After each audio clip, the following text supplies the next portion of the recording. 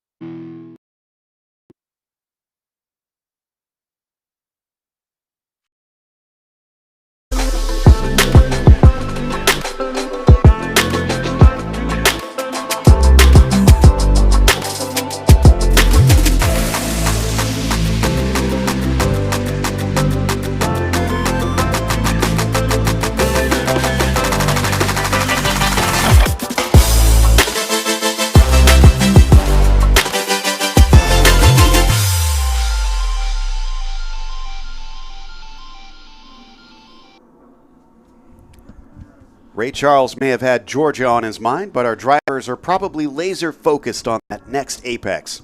Road Atlanta will require 100% concentration as we get ready for the Porsche Sprint Challenge North America GT3 Cup Series by Yokohama.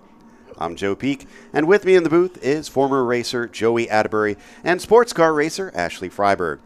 Joey, what do you think? Will this place be an old sweet song, or will our drivers find no peace here? Well, let's take a good look at this track map here at Road Atlanta. 2.5 miles and 12 turns of roller coaster-like racetrack that we got here. Turn number 1, incredibly fast, and it leads you up the hill to turn number 3. It is a blind overcrest, which then plunges you down through the S's. Look towards the other side of the track map. Turn number 7, very slow corner. You got to make sure to nail the exit as it leads you out onto that long back straightaway, and of course has that awesome passing opportunity in the big brake zone of turn number 10. Once you exit that chicane, it is up and over. Dramatic elevation change to round out the lap here in Atlanta. A lot of elevation change, sometimes referred to as the roller coaster around here, but let's take a roll through our starting order because we got a big grid to try and cover on this one. And it is Alan Metney once again on the top spot. We'll have Cole Kleck starting to his outside at the start of this race. Dashelski will start from third position as Tony Polito will be in P4 next to him. From there, your pole sitter for the Masters has Caden Kelly starting 5th overall with 6 going to Reinhold Kron. As Scott Blend will be starting in 7th position, and you've got Matt Dusek there in the 8th position. Todd Perriott starting in 8th, and Joey, our top 10, out by Todd Treffert. Yeah, over in 11th in the Pro-Am, we've got David Musial Jr. Next to him is going to be Mike Mims, 12th overall. On the next row, it's going to be Therese Lalu sharing that row with Josh Conley back here in what is 14th position. In 15th, we've got Joel Johnson as well as John Holland sharing row number 8 starting 16th. And 17th, Online Motorsports machine of Mark Oden as well as Musa Gafarov starting in 8th. Then in 19th, we've got Chris lined up with Kyle Washington rounding out our top 20. Laura Eli will start this one in 21st with Rob Poole, then to her outside in 22nd. Tillman Schmid will start in the 23rd position today, as Frank Vitiello will begin from P24. After that, Sean McCaig starts in 25th. He'll have Eric Lapp to his outside at the green. John Manship starts in 27th, along with Dave Musial Sr. Thomas Herb going to be starting in 29th, with Dan Ammon in 30th today. And Mulcahy will not be starting this race there in the number 254. So 30 cars out on the track. Ashley, what's it like coming into this last race, knowing that this is it for the season? What's the emotions inside the cockpit? Well, I mean, hopefully the start today is a little bit cleaner than yesterday. Gosh, after a long season, ultimately you want to finish your final race cleanly. However, sometimes I find some drivers tend to get a little bit more eager. They want to win that last race of the season. It's that last opportunity to get on the podium. So I would just be very aware that there will be more aggression today. That's a good point. Kind of opens things up when there's not much on the line after this. It's just what kind of good result can you wind up bringing home when all is said and done. They're already on the backstretch. We should see them start to line up in two columns, and then they'll be released at that start-finish line. It's a 35-minute plus one lap race here for Sprint Challenge. This is one of the most hotly contested series, and as you can see, easily the most popular in Porsche Sprint Challenge, as we have our biggest field of the weekend. While Alan Metney has been on an absolute tear. He was not able to come away with the West win, with something happening to the car, bringing him in prematurely. Can he beat those around him once again, as the safety car is heading in, but they cannot accelerate until they get the call from the flag stand, so they have to wait patiently. It is up to Metney to try and control them. And there it is. Green flag is out.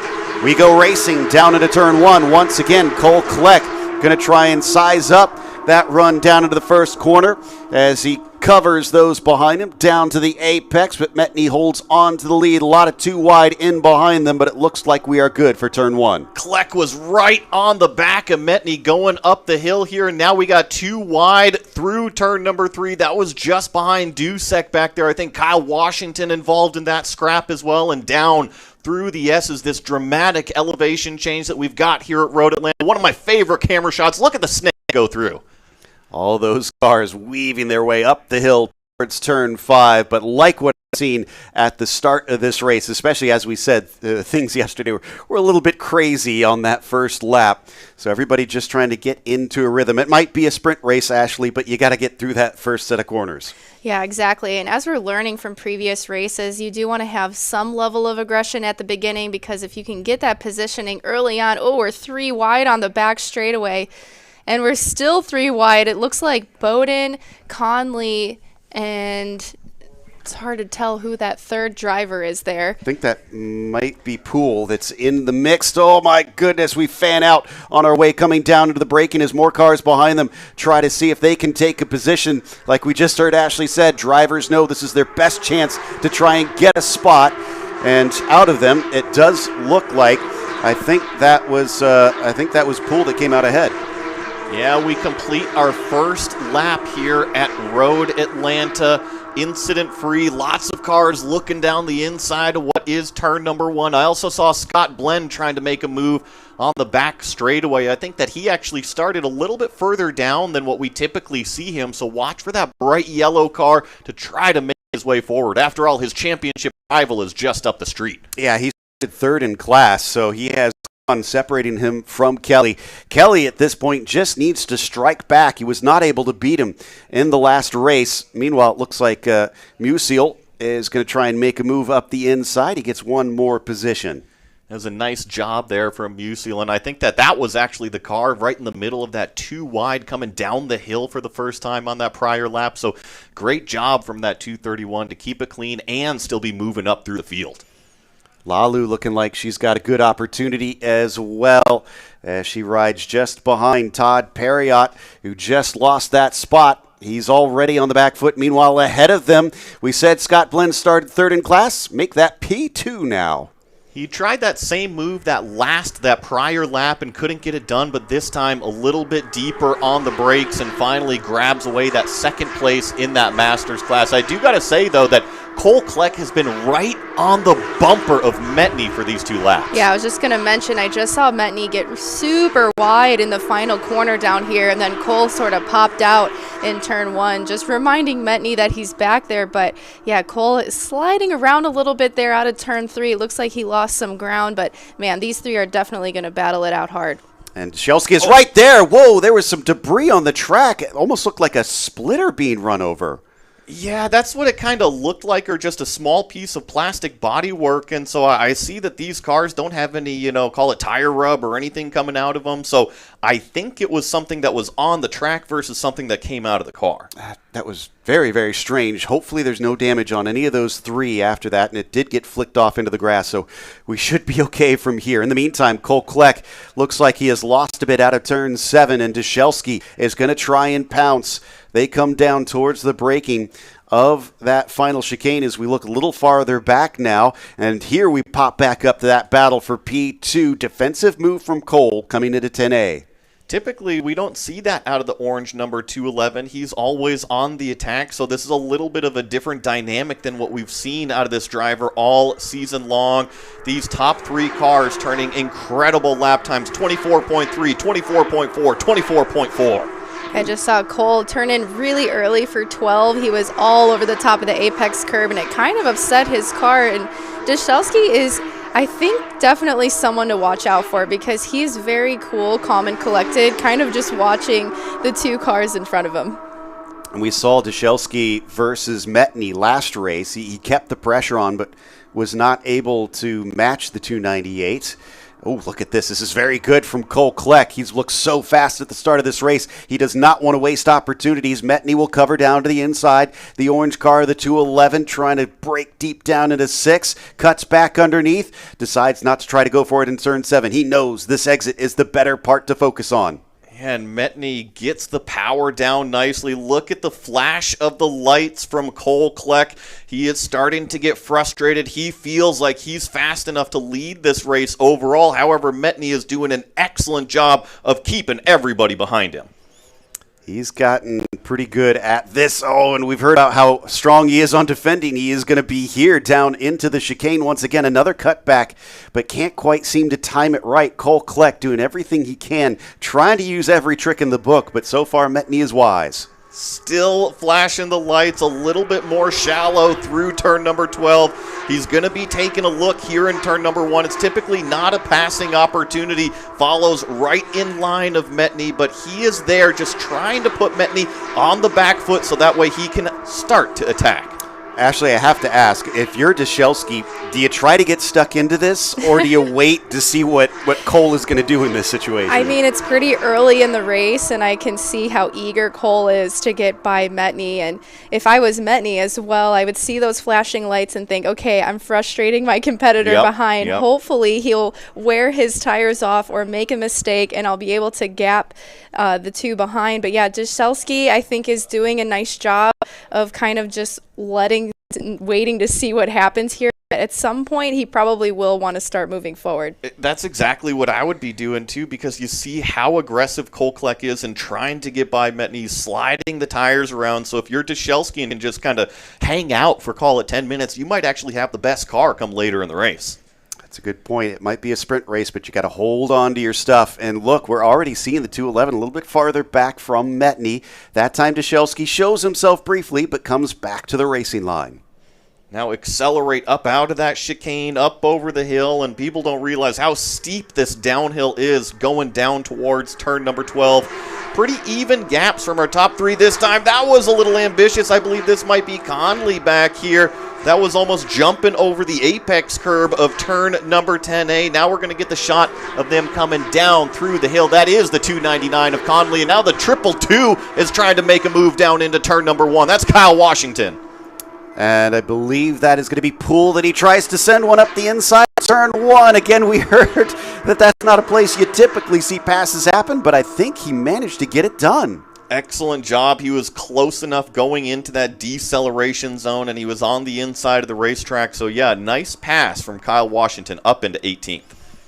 Seems like everybody's got to really keep their head on a swivel out there in these early laps. Everybody's still so packed up out on the racetrack. If somebody in front of you makes a mistake, you got to pounce quickly or else you'll be vulnerable to those behind yourself. Coming up through turn 6 and into 7. Oh, coming back to the lead. It's a run from Cole Kleck, and he's got the nose ahead. It looks like he should have enough momentum, but he'll be slightly on the outside. Coming back at him. Here comes Alan Metney. Maybe 3 wide from Dushelski. No, he decides to just hold back for a brief moment. And how in the world did Metney hold on to that? Oh, and a huge wiggle out of Kleck coming out of the chicane section. So this attack is not over. He's literally pushing Metney through the final corner. And now Dushelski's going to go driver's left. Dushelski's going to make it 3 wide. He's on the racing line. Who's going to come out in front out of the exit of turn number 1? It's side by side between Metney and Dushelski. Is he going to get a 2 for 1? Dushelski gets by Kleck. He fights on Metney around the long way through turn 3. That allows Cole Kleck to get back into it. They're going to be side by side now. This is a fierce battle for the lead, and they return to how they were before. Amazing racing from all 3. I want to give a huge shout-out props to all 3 of our front-running drivers. There might have been a little bit of door-to-door contact, but once they realized how close it was, everybody gave room at every single apex, and this is what we get. A fantastic fight with 7 cars now up front. And more friends have joined the party. Molito, Kelly, Blend, they're all there. So this is some of our drivers fighting for the lead in the Masters, but a few of our other Pro-Ams as well. So this is going to complicate things tremendously. I gotta say, I'll give it to Metney. He totally pulled a side draft on this back straightaway at Road Atlanta. I mean, Cole Kleck was clear of him almost, but he just simply put that nose up to that rear wing, dumped all of that air, dumped all that extra downforce on that car, and slowed Metney down. Speaking of slow, what's happened to the 281? He looked a little bit off pace there. That was Hutter down through the S's. So we'll try and investigate, see if we can find out what happened. We're getting word that he did have an off in 3, though. Yeah, I see that on race control as well. Just off in turn number 3, but continued. So we focus our eyes on the lead battle. It is still Metney in that black number 298 leading over the orange car of Cole Kleck, but Cole has reeled him back in, starting the attack again. I love this bounce back from that 211, Ashley. I mean, he could have easily lost sight of things, but he is right on top of Metney almost immediately.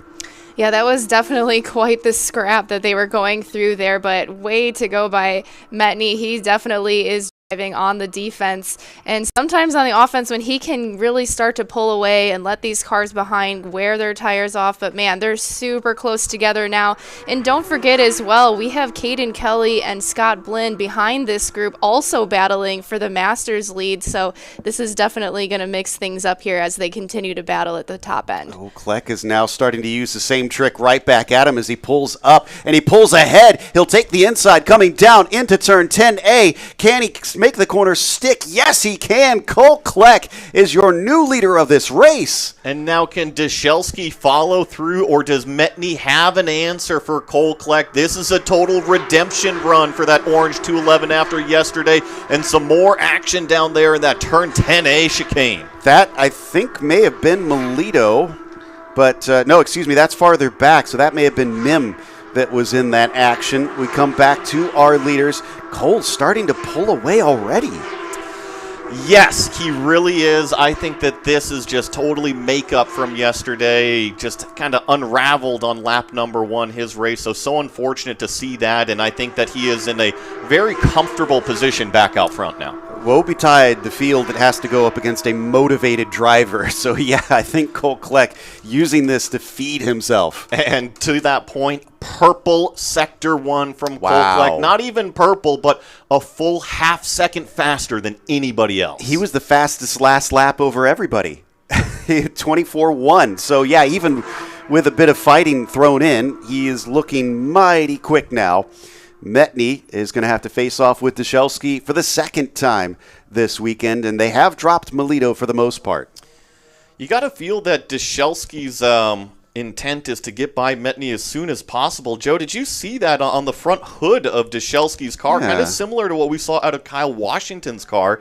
It just seems like the front lip of that hood on Deschelsky's car is starting to come up just a little bit at high speeds. There was a little bit of flutter there, which is disconcerting. It could either hurt top speed or, in a worst case scenario, it could actually pop up in front of him in a place where he really needs to see what's going on. I don't think that will ever happen because they have the hood pin secured rear of the front of the hood.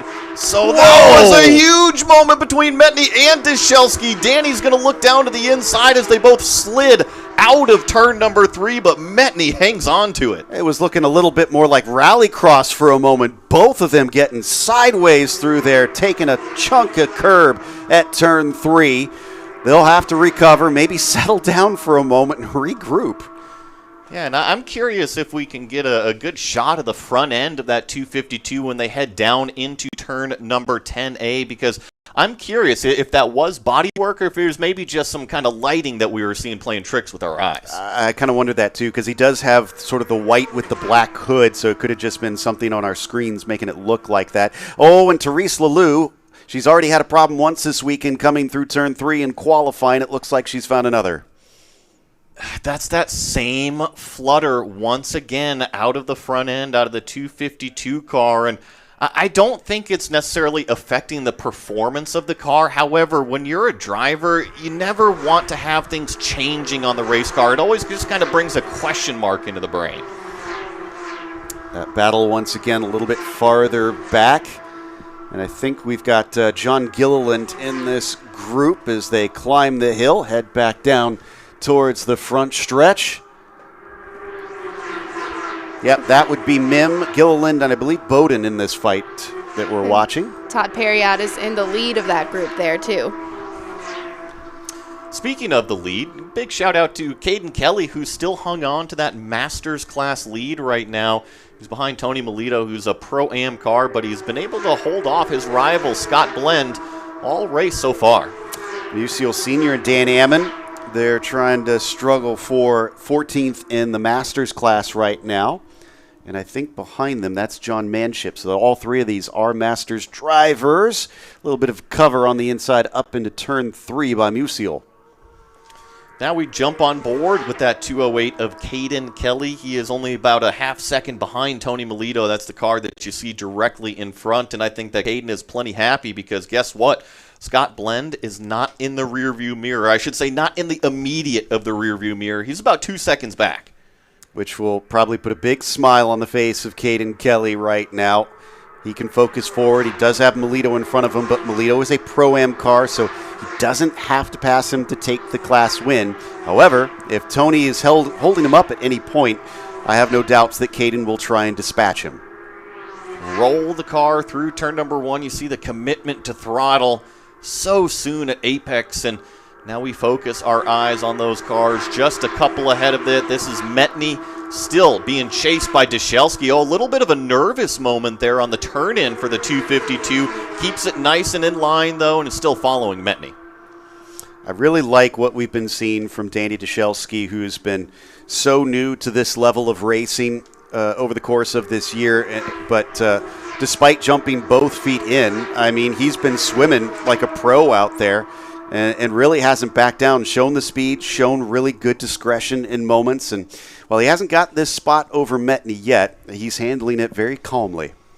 And interestingly as well, Cole hasn't really pulled that much of a gap. I noticed that Alan Metny and Deschelsky have run lap times faster than Cole that previous lap, about 0.4 of a second. So this race is definitely not over yet.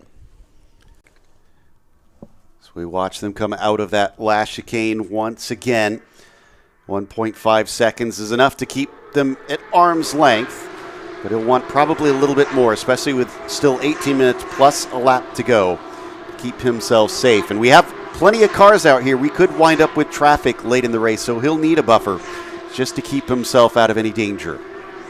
Cole was able to respond that prior lap and go with 24.1. which was about 0.3 faster than both Metny and Deschelsky giving chase. So maybe just a little bit of a slip up in a single corner the lap before definitely kind of cost him some track time, but he seems to be right back on the railroad tracks now. Still watching Perriott, Mim, Gilliland, Bowden in this group as once again we come back to Alan Metney, P2 overall. We can now see the distance through the windscreen of our leader ahead. And you can just see in that rear view mirror that white and black car of Danny Dyshelski pretty much underneath the rear wing going through turn number 6 and turn number 7. But his black 298 gets an excellent drive out onto the straightaway. Look at that speedometer down there in the bottom right, over 155, approaching 160 miles an hour. I think I saw 161 before Metney finally hit the brakes. They just get cooking down that back straightaway. And on top of it, it's downhill when you're trying to slam on the binders there to get it slowed down in time. It's a really tricky track. Every single time we come through that final corner, we see Dyshelski just glued to the rear diffuser of Alan Metney, but has no place to take it yet. Riding on board here with the 298 coming up the hill towards turn number 3. This is this blind over crest apex of turn number 3. Jump the car over that apex curb. You see a little bit of a wiggle on the correction. That was that area of the racetrack where you had that nervous moment just a little while ago. And I think I just saw that Mark Bowden was too wide with Todd Perriott here coming around turn number 12. Yeah, they've been just threatening to have a battle back there for quite some time. We've been trying to jump back, but Dyshelski's making sure that we can't take our eyes off of this second and third place battle. Up into the braking of turn 7. He's looking for the run off the corner. Does a pretty decent job, does the 252. He's going to start to pull down the back straightaway. I think the biggest difference about Cole Kleck's attack was that he was really trying to get Metney on the back foot in turn number 6, which forced him on the back foot into turn number 7. Well, Dyshelski is only focusing, at least from what I see, on the corner exit, and you see how close he gets. However, when you drive a car like how Metney is driving, there is just simply not much room in the brake zone. It's not like you can send it from 3 car lengths back. I think I just saw on our timing screen that Perriott has lost 2 positions. So Bowden and Gaffarov now being scored as in front of him. As we continue to watch his fight for P2 down into turn 1. A little bit of a later turn in there for Alan Metney. We've been talking about that a lot this weekend, about cars choosing differing lines, Ashley. Yeah, a lot of it's driving style, and with this track in particular and the higher speed stuff, a little earlier turn in does sometimes help. He was slightly off of that apex there in the S's. I mean, this course is very technical as well, especially as it starts to heat up. You don't want to be off of these apexes at all, and it does cost quite a bit of time. But then in these slower corners, so turn 6 is kind of a medium speed corner, but especially turn 7, you want a later turn in. You want to make sure you get a good exit coming out of here. It's easy to get reeled into there too much and try to send it in there with way too much entry speed. Just an update. It looks like there may have been a spin for Joel Johnson at some point, but he's able to carry on. He's still running and is actually, I believe, in the middle of the pack, so he must not have lost too much in the process of that one. Now looking a lot safer this time, coming down to the braking of 10A for Metney. Yeah, has call it about a 1.5 car length gap over Dyshelski as Cole Kleck rounds down through turn number 12. Let's see what the gap is. It was up over 2 seconds, and now it's actually come down to 1.9 seconds at 24.5 out of Kleck out front, 24.3 actually, 24.366 out of both Metney and Dyshelski down to the 1,000th. Yeah, from Cole's perspective, he probably wants Metney and Dyshelski to start battling. And Dyshelski is actually doing a good job here staying calm and staying in line and waiting for that opportunity to get by if one even presents itself. I think if he can maybe pop out a few more times, get in Alan Metney's mirrors a little bit more, he might present an opportunity for himself if Alan can maybe make a mistake somewhere. But right now, Alan's definitely focusing forward and not in those. Well, we're already past halfway through the race. We only have 13 minutes plus a lap to go. So it's not at the very end yet, but I don't know how long Danny will be able to wait. He is going to have to do something eventually if he wants to try to take another P2. And more importantly, finally be able to beat Alan Metney. He hasn't got to face off against him this entire season. The two kind of switched places, if you will, earlier on. And eventually, last time out at Watkins Glen, they finally got to face off, along with Cole Kleck, all three of them together at the same track. Back down the hill we go. And speaking of Cole Kleck, it's now up to 2.4 seconds over this battle for second. It's kind of like that seesaw that one lap Cole is a little bit faster, the next lap Metney maybe is a little bit faster, and the thing is that 2 seconds, 2.5 seconds is not impossible to make up. So let's just say if Dyshelski, that was the aggressive move from Kyle Washington there in that 222 car way down the inside of what is turn number 10. But I was going to say, let's just say if Dyshelski can get by Metney here, I do feel like he's got a little bit more pace. You don't just get up on the back bumper every single lap without being maybe a little bit faster. 2.5 seconds, not an impossible gap to go catch Cole Kleck if he does get by. That's a really good point. Yeah, if he has his sights on maybe a potential win, he can't dilly-dally here. Oh, saw a wiggle from both cars coming off of 7 this time. I also noticed we are starting to catch some lap traffic here, so that will also add a new element into things, whether Cole maybe catches someone in a wrong spot, especially in the S's. It's super hard to pass. Once you're in the S's, you're kind of in a train, so you never know what can happen once other cars get into the mix. And the thing that I always find interesting in this, Joey, is that when we have the USA West Series where traffic could be a different class, there's a performance difference between those cars. You're in a spec car here, so you're in the same equipment as that car you're trying to lap. Yes, you are. However, usually the drivers have their brains turned on and realize, okay, that is the overall leader. Or most of the time, the crew chief, whoever's on the wall for the team, will radio to the driver and say, hey, you got the overall leader. He's in a bright orange car. He's coming up, and Dyshelski barely hanging on to it. He just had another huge moment through turn number 3, wagging the tail, showing off some car control, but slipping up in terms of that track position. Yeah. It still wasn't fully there in 4, and it looks like in 5 he's also bounding over the curbs hard, so I think he's still feeling the effects. Yeah, it's really tough. I mean, once you start to slide in these cars, it's really hard to bring the performance back to you. So it's actually a good sign for Metney if he was able to see that in his mirrors, that, hey, if I can just keep my car underneath me, I'll be able to pull away.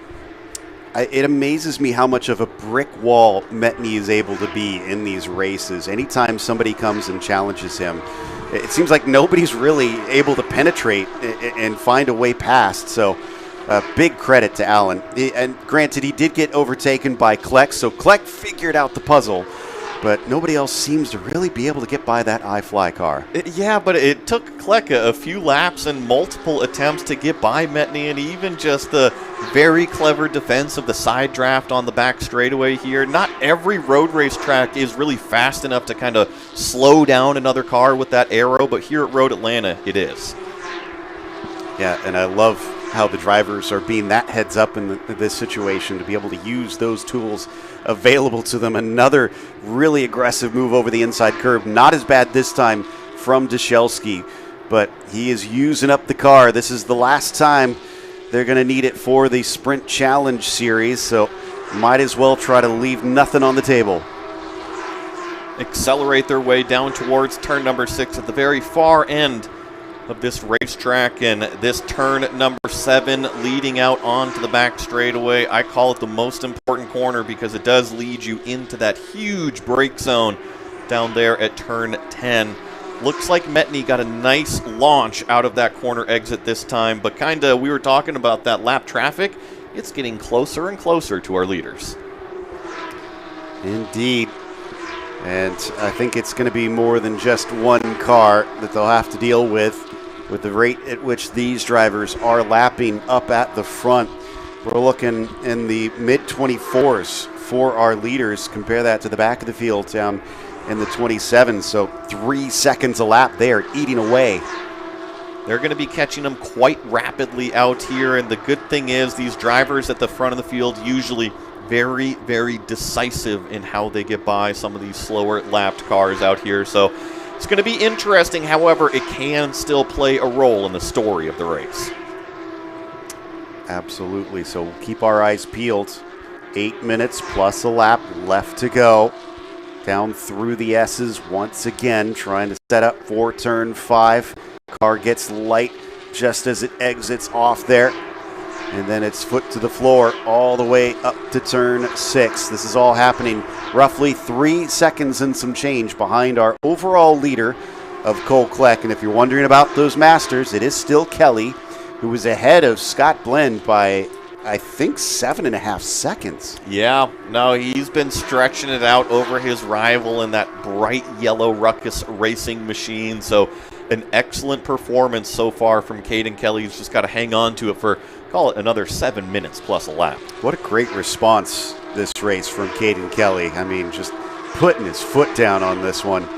Meantime, ooh, that was a little wide on the first one there from Metny, and I think Dushelski knows it. He gets close up behind, but he's not on the right side of the track, coming down through the final corner. He tries to cut back, see if he can get underneath him. No dice. Once again, he gets some speed coming off the final turn, down into the first corner. He'll go side by side, both of them nose to nose, but he once again doesn't make it work. He gets underneath him once again. Another cutback from Dushelski. This time, he does get the inside. He's all the way up on the curb. They almost come together. Somehow, Metny's still your second place driver. Man, Metny does not give up. He is definitely a hard racer.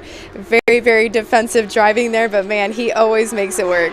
I'm sure that Danny Dushelski is yelling on the radio right now. You gotta leave me room at the top of turn number 3. They both made their way through it, and let me tell you, Metny left probably 1 spare inch of room for Dushelski to get through there. Well, and I'm glad that Dushelski has the car control he does, because I worried when he went over that inside curb, those two were going to make contact. Somehow they didn't. Oh, here we go. Therese Lalu getting by Musial Sr., so she gets another position up on her fight back, but that's a little ways ahead of this one. Do we have Metny once again vulnerable? He just has himself slightly off the racing line to try and keep Dushelski from making a move. And no, here he comes up the hill. He's going to have that same type of run. Now we go down through turn number 12. Not quite as close as he was the prior lap, but by the time we get down to turn number 1, he is going to be right on the bumper. Metny already defensive in the middle of the racetrack. Let's see if Dushelski can officially do the over-under here in turn number 1. He's going to get the car to the rear axle. He's there. Let's see if Metny is going to close the door one more time. Dushelski backs out of it. Oh, and Dushelski also has to gather the car up for a second time, as he had to take a lot of curb once again. Oh, I'm curious on you guys' thoughts as racing drivers about that, because I'm kind of surprised he's shutting the door. I mean, I wouldn't want to give up any position either if I was in Metny's shoes, but it is definitely risky. I mean, kudos to Danny as well for staying heads up and backing off and not trying to hold that position, because otherwise definitely there'd be contact. You can see our leader here catching lap traffic, but he has quite a bit of a gap at this point with the 2 behind him battling, but he's still trying to get around these guys efficiently. Oh, and that car that he's trying to lap is getting a tow from the car that he is battling with. So they're going to go 3 wide, almost in the grass, and thankfully our leader is through. That's the 281 that had scary moments there. Yeah, that definitely caught my breath there. That was very far on the outside of the racetrack at the highest speeds that we get, but thankfully Chris Hutter was able to keep it on the pavement as we complete yet another lap. And that was Eric Lapp that he was trying to make a move on for position. I think that's overall, though. No, that is for class position. So that's for 12th in the Pro-Ams. Both of them fighting for potential points there. And that's why they are not willing to give up despite the leader coming through. But now it gets extra complicated. They're fighting while P2 is fighting. Yeah, we're going to have to leave room for not 1 but 2 cars. Once again, a big wiggle out of that white and black 252 going down through the S's. Right on the bumper of Metny, using up all of those exit curbs here at turn number 5. Now we got to focus on that lap traffic. They're going to be catching him at a very odd position. This is going to be pretty much at the apex of turn number 7. Does Metny slow it down? Yes, he does. He tries to leave room so that way he can get the launch out of the corner. You see the car squirm trying to put the power down. Wheel spin at an important moment there for Metny. Is that going to leave him vulnerable once again? Dushelski's got the pull. coming down the back straightaway. The cars in front of them also fighting as Hutter on lap tries to poke his nose to the inside. Are we going to go 2 by 2? Noah's Ark? No, there's no space for that, says Alan Metney as he covers. And he tries to lap the car of lap. He gets by both of them, sneak through. Great job by Eric. It's not over. Here comes Deshelski one more time. He's going to have a run down through turn number 12, so I'd expect that same sort of outside line defensive maneuvers out of Metney. We still have that lap car directly in front. This could be a roadblock going up the hill. That's Chris Hutter now that they're trying to go by. Oh, they're nose to tail as they come up towards 2 and 3, but this time Danny, is he maybe trying to set him up for the over-under here as he opens it up, and we got a spin behind them. Eric Lapp in trouble.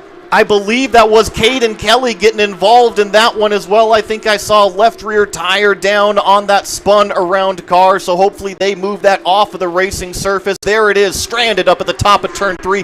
That is a very, very nervous place to be if you're a driver. I mean, cars cannot see you coming up until very late in the corner. He's still stationary.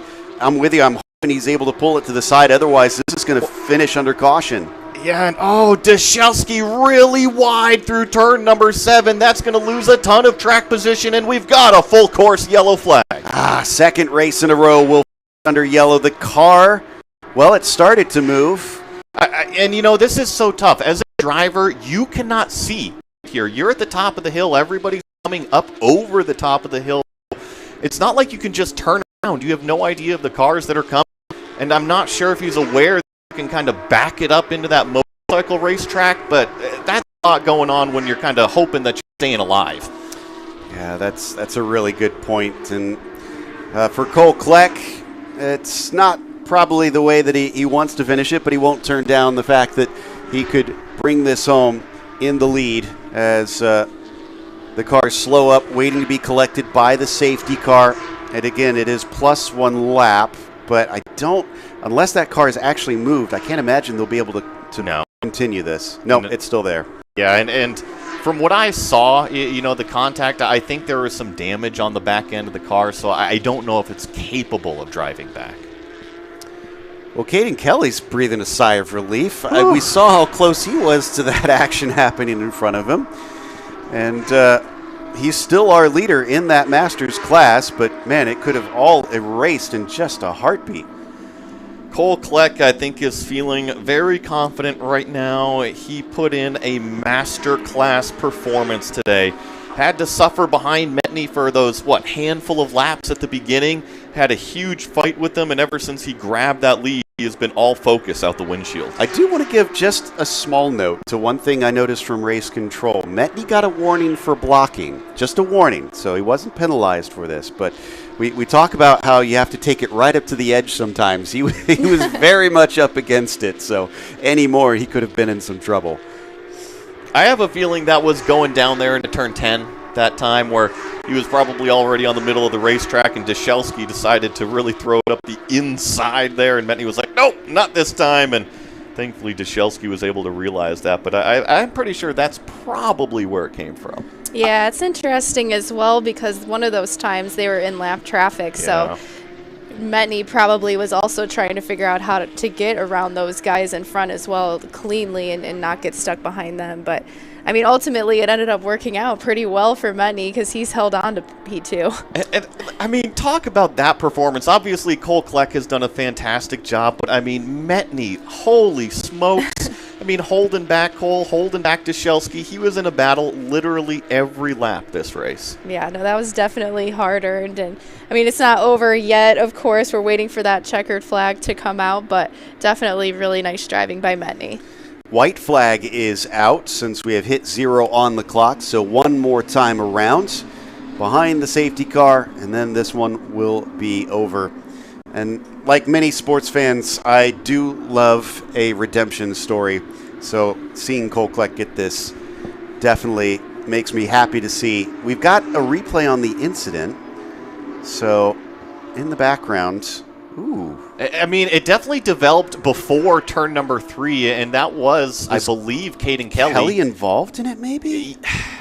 We can't say for sure, right? Yeah. We just see these cars spinning as they approach this corner here. but it's... He was very close to him. Yes. If it wasn't avoiding action, it was something else. Yeah, so again, we don't know for sure, but and we haven't seen. Oh, okay. Just as I say that, incident involving 297 and 208 is under review. Kelly is the 208, and the 297 is lap. So again, that does not mean that there was contact, but race control wants to take a look at it. Let's hope that they can do that quickly, and let's cross our fingers that we don't have any change in the results. Well, and we both know Aiden Kelly quite well. He's not a driver that's going to go out there and wreck somebody, turn somebody, especially a lap that he's just trying to get by at the end. Even if there was contact, it was totally not malicious whatsoever. Exactly. Just probably some unfortunate circumstances. So, once again, Metney able to hold off many challengers, and he wasn't able to detain Cole Kleck, who squeezed his way through and was not going to be detained this time. Led for much of this race. And Kelly finding himself squeaking through some chaos. Potential win here. Blend with another impressive podium after many throughout this season. And in fact, that would be, I believe, every single race. Yeah, Scott Blend did not finish off the podium in every single round of the North America 990. That's an amazing stat. And speaking of Blend, I saw him call it off the racing line, picking up as much rubber as possible, maybe even watching some circle track racing. I know there's been some discussion about driving through the grass recently, picking up some extra weight. Yeah, I don't know how much he'll want to be doing that here, but he'll come over the hill. And like I said, redemption for Cole Kleck. He should be proud of himself the way he bounced back, flashing the headlights, this time in celebration, not in frustration. Cole Kleck is your winner for the last round of Sprint Challenge here in the GT3 Cup. Behind him, Caden Kelly is your victor in the Masters, getting revenge on Scott Blend. What race to close out the season. Not only just a race, I mean, yesterday's race had fireworks as well. These GT3 Cup competitors always put on a show. So let's go through our finishing order. Cole Kleck, your winner. Alan Metton finishing in P2. Danny Danielski was third. Tony Matteo finds himself in fourth. Caden Kelly, your winner in the Masters, is ahead of Scott Blend, who's in those Masters class. And Will Cron, another podium for him as well. Great improvements this season for 233. Then we'll go to overall. Eighth goes to Dusek. 9th to Treffert. Musial is 10th. And then Mim in 11th, Joey. Yeah, and then just past Mim, 12th is going to be Gilliland in the 280 car. Mark Bowden finish in 13th with Kyle Washington in 14th. Gaffarov going to end with a top 15 performance out here. And then in 16th is going to be Todd Perriott. Ross Poole in 17th. Laura Eli 18th. Tillman Schmid 19th. Frank Vitiello rounding out top 20. Joel Johnson 21st today. Josh Conley 2nd. Therese Lalu P23. Then you've got Sean McKay in 24th. Lucille Sr. was in 5th today as Dan Ammon is home 26th. Thomas Herb 27th. John Manship 28th. Hutter with some great battles today was 29th. Sadly going to be our only DNF in the race. One more Sprint Challenge podium to go through. Join us down in the paddock here in a moment.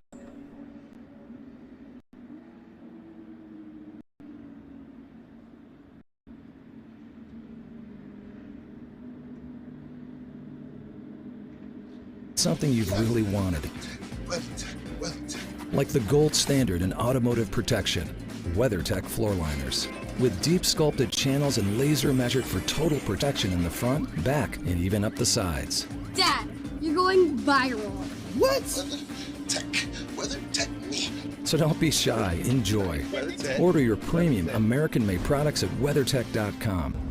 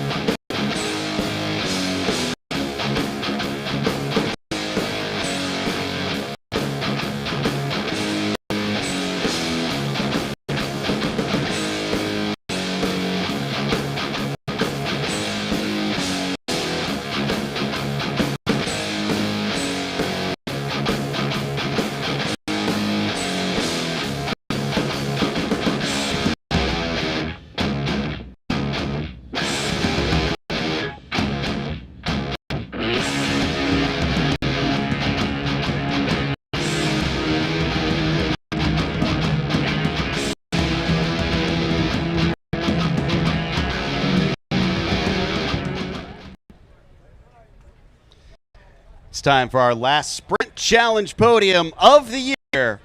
Porsche Sprint Challenge North America GT3 Cup finishes up with the 992 Masters. In third place today, it's the number 233 of Reinhold Kron.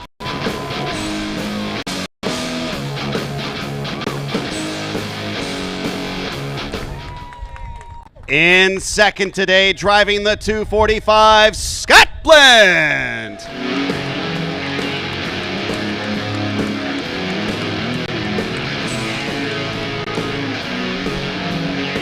Striking back today and taking victory, we have the 208 of Caden Kelly.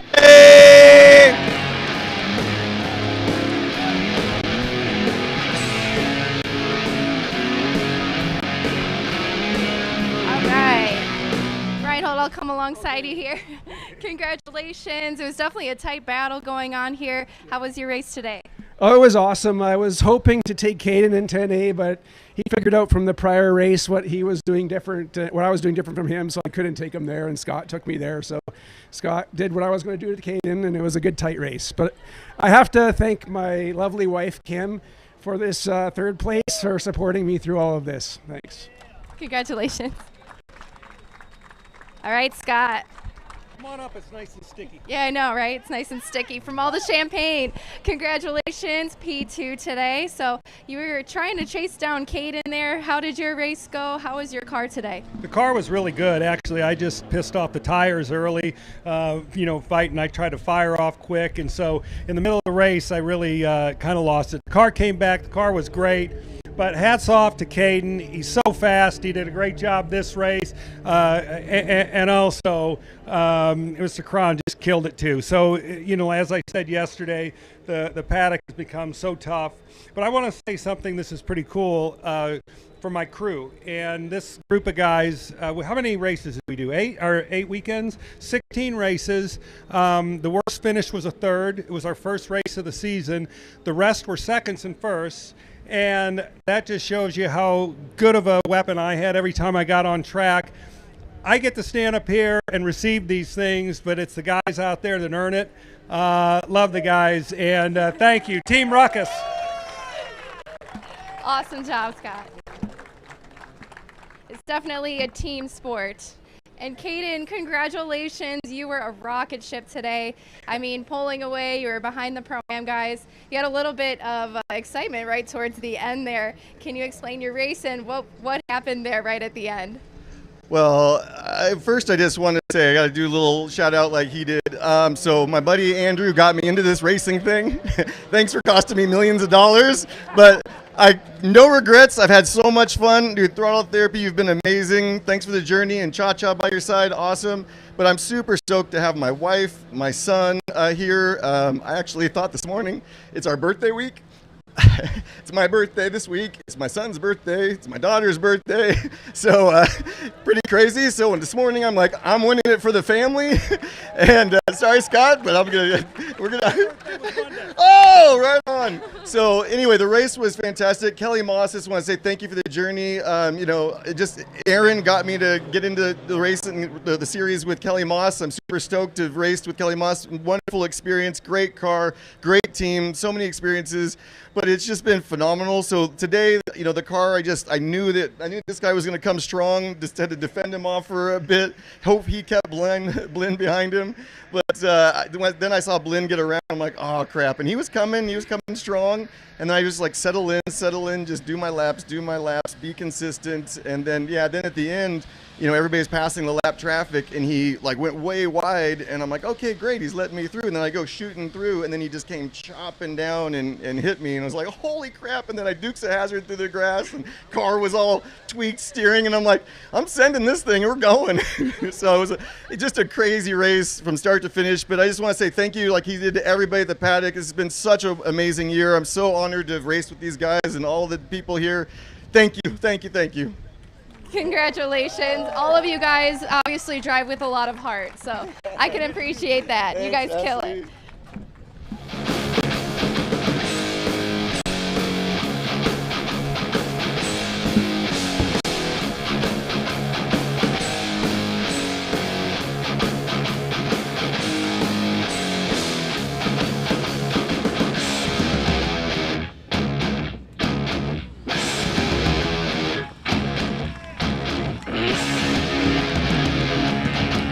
Now you get to have a little fun by spraying some champagne.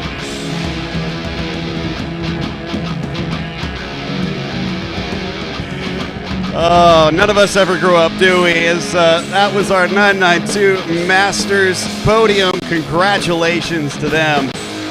Up next is the Yokohama Apexon Award for the hardest charger in the race. Today, that goes to the 285 of Ross Poole.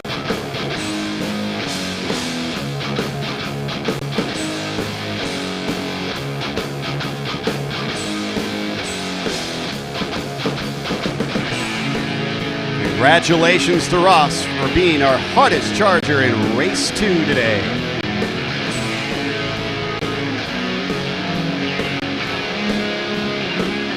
And finally, the 992 Pro-Am Podium, finishing third today with an impressive partial season. It's the 252 of Danny Dashelski.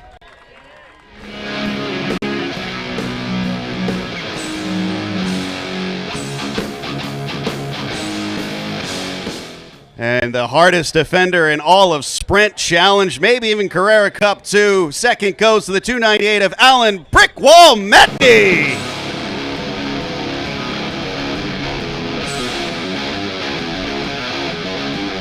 And he wasn't going to miss out this time. Our winner goes to the 211, Cole Clark.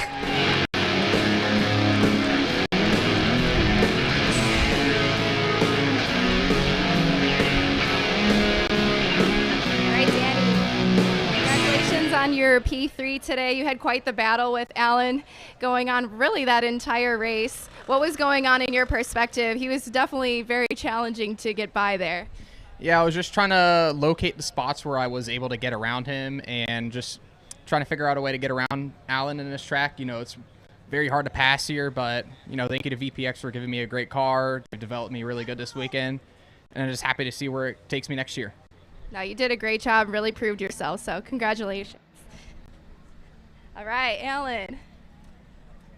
Had some pretty incredible battles there, pretty much from start to finish, from the lead, the battle for the lead, and then your battle with Danny. I mean, it was really exciting, at least from the booth.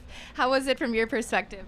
That was just an awesome race. A lot of fun playing all the way through, and I think Danny and Cole did an awesome job, raced really well, raced hard, raced respectfully. It was great fun. Oh, you did a great job. Congratulations. All right, Cole. So redemption, you're back on the top step today. Obviously had a lot of pace, started to drive away at the end, but that start was really intense between all three of you guys there. You were all three wide at one point. So how did that go for you? Oh my God, it was so much fun. That's probably the most fun I had in a race car. Very blessed that these two drivers raced super respectfully, and we're all just so grateful to be here. And that battle was just, I have no words for it. It was so much fun. Congratulations.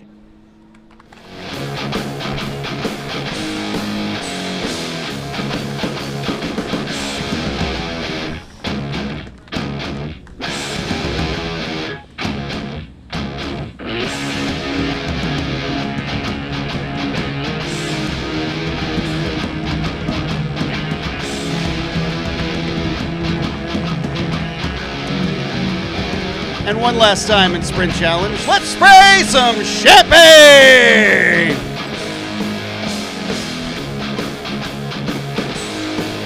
Congratulations to all of our drivers, both in USA West and North America. What a fantastic season, and we're not even done. Later this weekend, we head off for the Endurance Challenge here at Road Atlanta.